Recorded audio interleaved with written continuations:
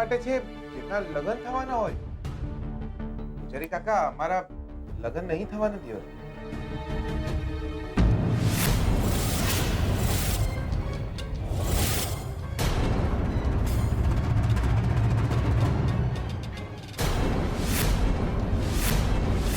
બેટા મને તો એમ હતું કે તમે બંને લગ્ન કરવાના છો.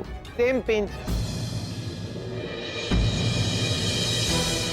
તમને એમ હતું, મને એમ હતું, પણ આપણને બંનેને એમ હોય એનાથી શું થાય? આપણે બંને જણાએ ઘર થોડી માંડવાનું છે.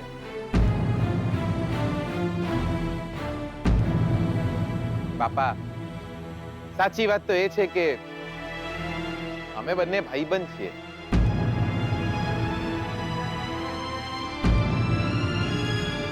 સમ દુખિયા. માતાજી અમને સુખી નહીં કરે તો ચાલશે. અમે બંને એકબીજાના દુખે દુખી થનારા. લક્ષ્મી બેટા, જી પૂજારી બાપા, આ મારા માટે મારું માન, મારી મર્યાદા. પણ મને અમરકાંત ભાઈએ ફોન કર્યો હતો કે તમારા બંનેના લગ્ન થવાના છે.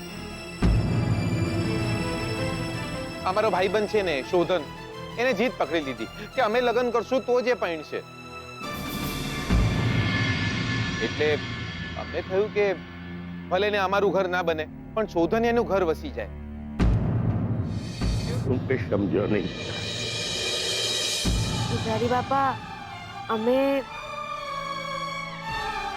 અમે દાદાજીને જૂઠું બોલ્યા હતા.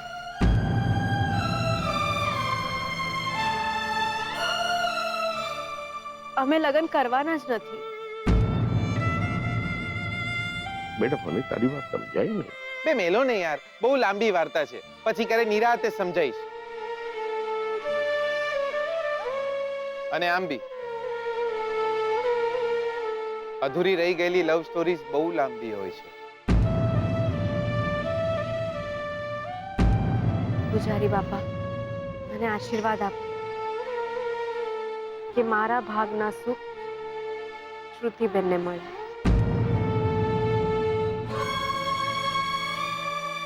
અને મારા ભાગનો પ્રેમ શોધનને.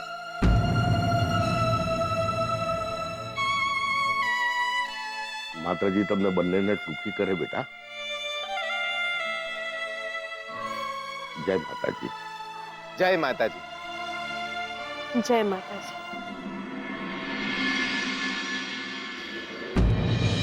પ્યોર સાચું કહું, આજ પછી મંદિરમાં આવું જ નહીં કોઈ દાડો. માતાજી સામે બધું સાચું બોલવું પડે છે. લક્ષ્મી, સાચું કહું તો શોધનિયા અને શ્રુતિ ભાભીના લગ્ન થઈ જાય એ માટે એવું લાગે છે જાણે આપણે આપણી જાતનું પિંડદાન કરી નાખ્યું હોય.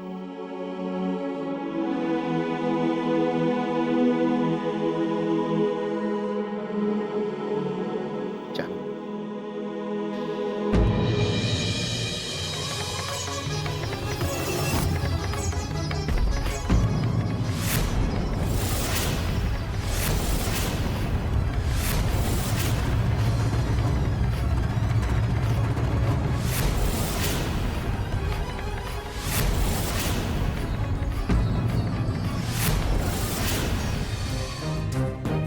તમે તું હજી ગયો નહીં દિયોર? ગયો હોત તો આજે ચમત્કાર જોવા ના મળે.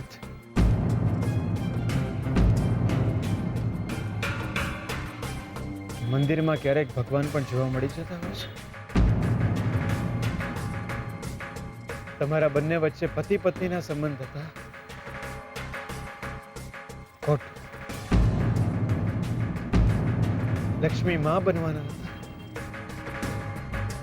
ખોટું.